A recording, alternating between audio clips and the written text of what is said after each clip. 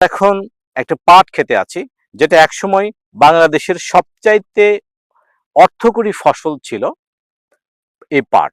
সেই এখানে দাঁড়িয়ে আছি। এই পাটের বৈজ্ঞানিক নাম হলো, এটা কর্কোরাস অলিটোরিয়াস, এবং অনেক দেশে এই পাটকে মেলোক্ষীরা নামে চিনে। পাটে প্রচুর পরিমাণ vitamin A, vitamin C, calcium, potassium এবং অ্যান্টিঅক্সিডেন্ট রয়েছে।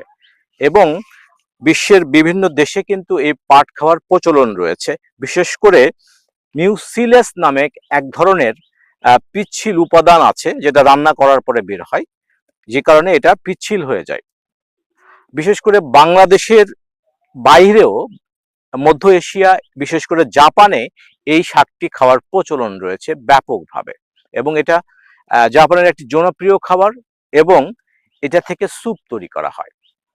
পাট শাক যেমন খাওয়া হয়, পাটের আঁশ এবং পাটের পাটকাঠি উভয়ই কিন্তু আমাদের জন্য উপকারী, এবং এখান থেকে অনেক ধরনের শৌখিন পণ্য বানানো হয়। কিন্তু এই অর্থকরী ফসল কিন্তু এখন কৃষকরা বেশি চাষ করছে না। কারণ হচ্ছে এটার দাম কমে গেছে, এবং কিছু অসাধু ব্যবসায়ী এই বাজারকে নষ্ট করেছে। তাই আসুন এই পাটের বাজার ঠিক রাখি, এবং কৃষকরা যেন এই পাটের যথাযোগ্য ন্যায্য মূল্য পায় এবং পাট চাষে উদ্বুদ্ধ হয়।